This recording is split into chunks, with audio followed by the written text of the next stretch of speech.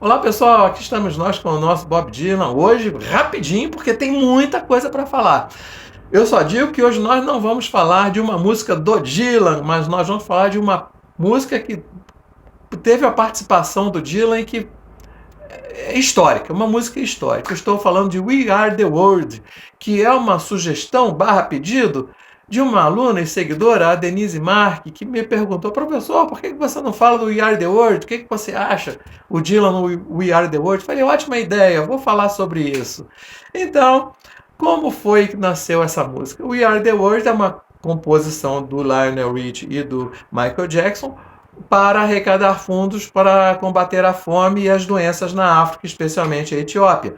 Poucos meses antes tinha havido uma iniciativa britânica semelhante e provocou Harry Belafonte, que falou: os brancos estão fazendo pelos negros, nós negros não vamos fazer nada. Então foi aí que ele convocou, digamos assim, o Lionel Richie, o Quincy Jones, o Stevie Wonder e ele próprio foram assim os primeiros nomes que abraçaram a causa, né? E aí quem também abraçou a causa foi o Bob Geldof, branco e irlandês, né? Que tinha sido já um dos artífices da iniciativa lá do Band-Aid, que era a versão, o episódio que eu falei anteriormente, né? Britânico.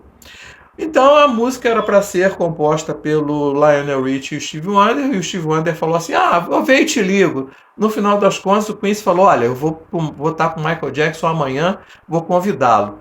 E o Michael Jackson aceitou na hora. No final das contas, quem fez a música foi o Lionel Richie e o Michael Jackson. Né? Logo viram que não ia fazer sentido que fosse só de negros, e aí começaram a chamar vários brancos: o Kenny Rogers, a King Carnes, a Cyndi Lauper, Tina Turner, Bob Dylan, Paul Simon, Bruce Springsteen, um monte de gente então começou a ser chamada brancos e negros, né? E Billy Joel, enfim, um monte de gente aí que eu devo ter esquecido certamente, Ray Charles. Então, um monte de pesos pesados abraçaram a causa, e aí o Quincy pressionou cada vez mais o Michael Jackson e o Lionel Richie a entregarem a música, porque ele precisava mandar essa música para os artistas conhecerem. Então, aí o Lionel Richie e o Michael Jackson fizeram a música, e na hora de gravar a demo para mandar para os outros, o Steve Wonder apareceu, surpreso que a música já estava composta. Ele achou que estava indo lá para compor, né? Ele foi chamado, ele era desse núcleo mais específico, mais núcleo duro, né? Então ele ficou desconcertado quando soube que a música estava pronta, né? Mas enfim, porque ninguém me avisou, né? Bom, nós ficamos 3 semanas te avisando, mas a vida que segue. E a única data disponível para isso era 28 de janeiro de 85, porque teria o American Music Awards, onde muita gente estaria presente, muitos artistas, e as agendas não permitiriam outra data. E teve que ser nesse dia, e só esse dia. De maneira que tudo tinha que dar certo numa noite só, numa sessão só de gravação, e outra coisa, sem vazar para a imprensa de maneira alguma, para não atrair multidões, etc. Coisa na calada da noite. E assim foi.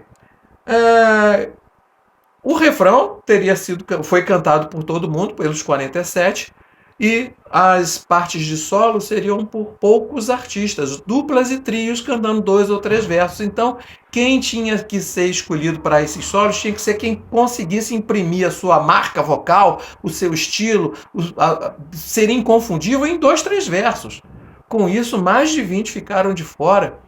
Ficaram só de fora, assim, ficaram só no coro para cantar o refrão. E isso motivou o Quincy Jones a colocar na porta: check your ego at the door, deixe o seu ego na porta, sem vaidades aqui dentro. Então, quem é que foi chamado para os solos? Tinha que ter então essa marca vocal bem específica e também os contrastes com seu parceiro ou parceiros, porque eram duplas ou trios, né? Então houve uma verdadeira engenharia vocal aí para ver quem combinava com quem. Bom, uma da coisa é que o Lionel Richie queria o Michael Jackson e o Prince juntos. Havia quem quisesse Madonna e Cyndi Lauper, mas havia rivalidades, inclusive motivada pelas próprias gravadoras. Então acabou indo só o Prince, desculpe, só o Michael Jackson e não o Prince, acabou indo só o Cyndi Lauper e não a Madonna. O Lionel Richie queria tanto o Prince, queria tanto ver o Prince e o Michael Jackson juntos, que ele convidou no dia da premiação, na noite, né, da premiação, convidou o Prince, mas o Prince acabou não indo, não é? Enfim, e aí houve então a gravação do coral, com o refrão, tudo bem, e aí foram a gravação dos solos, né? E ninguém sabia que iam. Foi uma surpresa quando uma celebridade chegou lá e encontrou outras tantas, né? E isso deixou todo mundo tímido ou ficaram intimidados, né? Como se fossem crianças assim, no primeiro dia de aula, que ninguém conhece ninguém, todo mundo meio tímido, né? Ficou curioso. E para um detalhe sobre o refrão ainda. O Quincy Jones deu uma ordem expressa. Só vai cantar no coral quem alcançar a oitava do Michael Jackson. Quem não alcançar a oitava do Michael Jackson, fique quieto.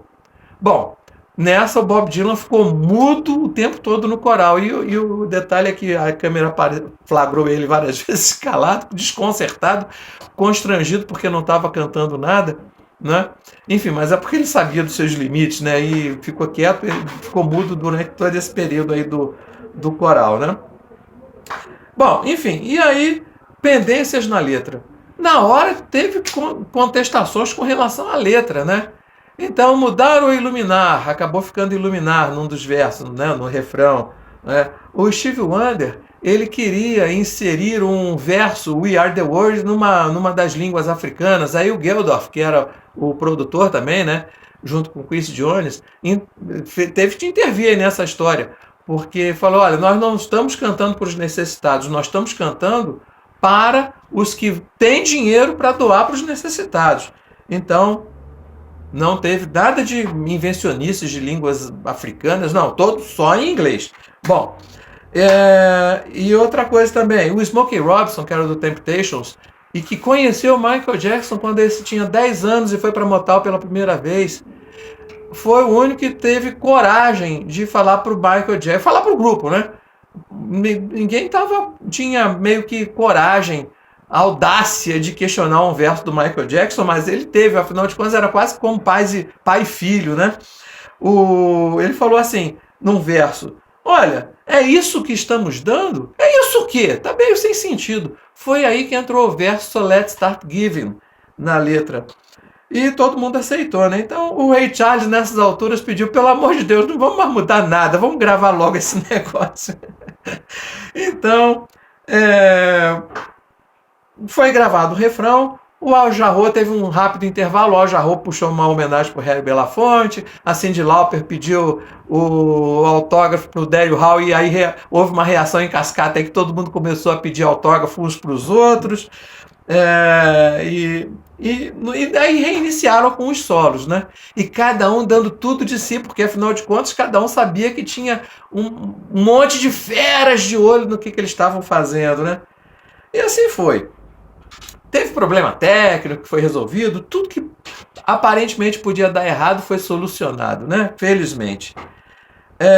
O Dylan, falando um pouquinho dele, ele estava muito inseguro, tanto é que ele pediu para ensaiar antes a parte dele. Ensaiar antes, entenda-se na hora ali, né? Aí o Stevie Wonder, ele pediu para o Stevie Wonder ir para o piano, né? E aí quebrou o gelo ali. E o Stevie Wonder, inclusive, fez todo mundo cair na gargalhada quando ele falou assim, Dylan, você tem que cantar assim. E ele, Stevie Wonder, imitou o Dylan. E o próprio Dylan começou a rir, todo mundo começou a rir.